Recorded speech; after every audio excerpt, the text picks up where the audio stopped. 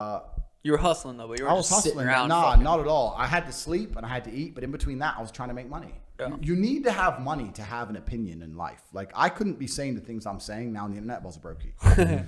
Because even the way the Matrix has attacked me and attempted to destroy me, even at my level, it's been a genuine assault. Like, it's not just your social medias. It's your payment processor. It's your bank.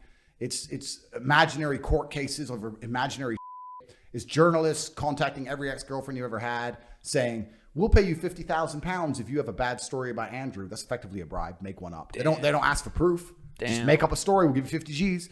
It's contacting all your exes, everyone who you've ever done business with, anyone who dislikes you. Investigative journalists calling up everybody, trying to get, bro, it's a scary thing to sit there and go through. And you're like, how many have I one of them is going to dislike me. And what's actually a miracle, it's not even a miracle, it's actually testament to how nice a guy I am in general. Not a single woman's come forward. I have no accusations. No woman's come forward saying anything. There's a video and the girls come forward 3 times saying, listen, that was ages ago and it was consensual, whatever, da-da-da.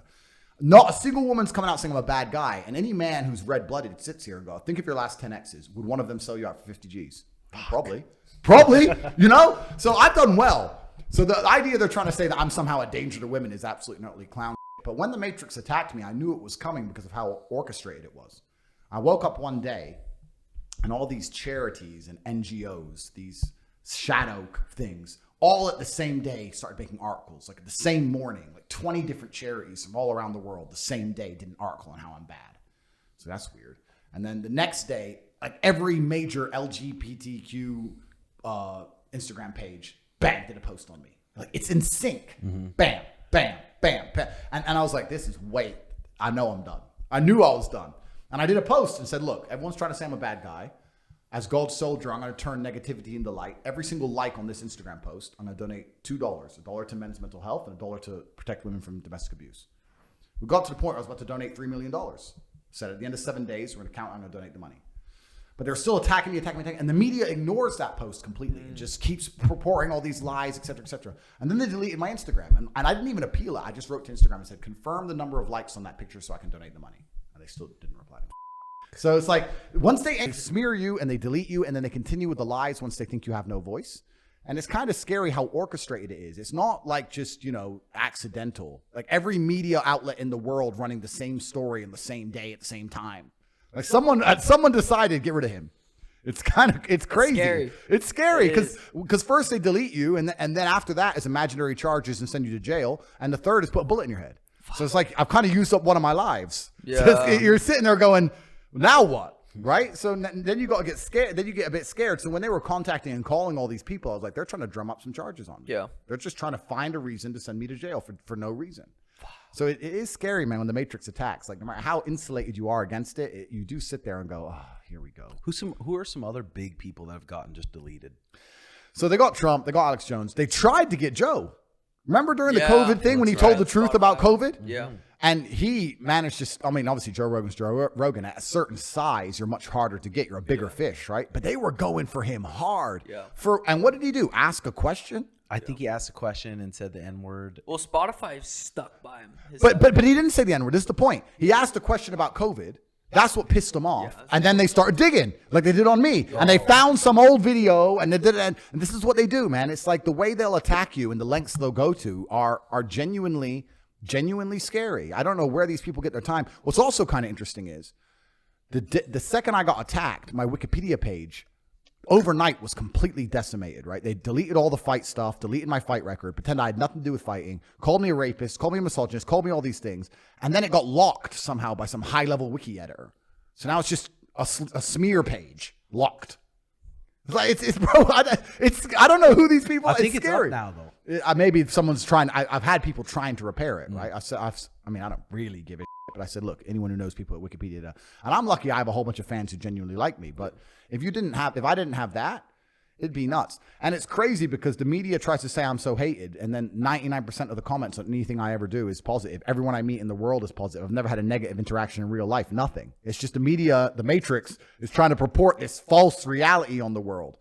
And that's what they do. They did it for the last 3 years with the garbage. That's just what they do. They just make up a scenario, delete the other side of the argument, and they want you to live underneath it. And man, it's crazy. It's crazy. Has I like don't know. Rumble contacted you or anything? Yeah, so I'm on Rumble now. Or are you? Yeah. So I'm on Rumble. Rumble CEO Chris is a G. Is he? Yeah, he's a G. Such a good guy. Yeah, he's a G. I'm on Rumble now, and I've done fantastic on Rumble. I did better on Rumble than I ever did on YouTube because on YouTube they wouldn't monetize anything anyway. So I didn't miss out. So I moved to Rumble. My first live stream had like 127,000 people live. Yeah, they've martyred me. That's so yeah, so they've made a mistake, and I think they know they've made a mistake. And as public sentiment changes, as the redemption arc completes, because everyone was going to pretend I'm bad, and soon they're going to realize I'm not a bad person. That I think they're going to offer for me to come back, whether I need it or not is a different thing. But yeah, I'm on Rumble now. The CEO's an absolute. He's absolutely for the cause, and it's fantastic. And I've done really well on there, so I'm on Rumble. What did you think about Steiny? Steiny's a funny. I heard he stole your girl at the club. Is that true? Yeah. He's a big boss. Big boss with the chicks. Steiny. Big boss. Yeah, it's kind of, you know what I've noticed, like living in Eastern Europe, etc. I'm American, right? But Americans just stick out like a sore thumb. You could just see them. When I see Steiny and he's in the club, like trying to talk to all these girls, I'm like, bro, your confidence, you must be American. Like you're just American. Like something about Americans have this like innate confidence. Yeah. But he's a good guy. All the Nelk guys are good guys. Yeah. I think Steve's moved over to Rumble now as well or something. Have you met Steve yet? Or he wasn't there, right? Nah, I haven't met him cool. yet. Yeah, I heard.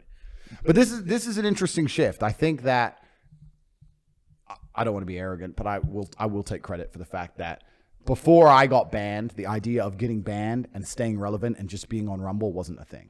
But now I've done it, and a few other people are starting to do it, and like Russell Brand's moved over, and a bunch of people are getting pissed off with the censorship. And I think that there's enough pressure behind the dam because everyone's pissed off with these companies, and the only crack the dam needs is for someone to stay relevant post cancellation, which I feel like I'm doing. Yeah. And people are going to say, so you get canceled, doesn't matter.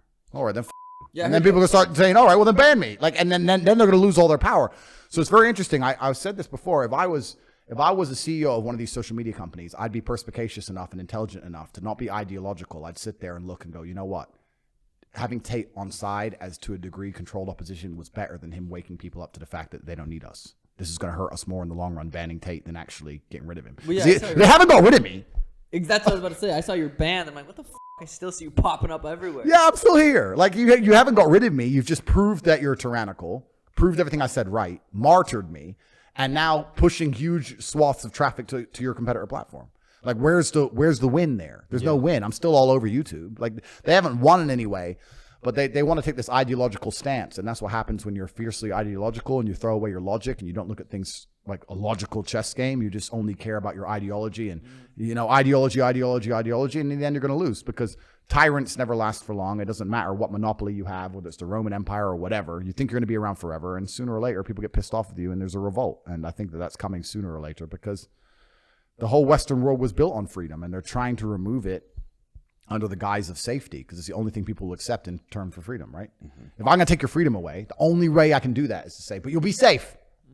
So they're trying to throw safety down our necks, and people are pissed off with it. People are tired of it. Like, no, let me make my own decisions. If you liked the video, subscribe and hit the notification bell.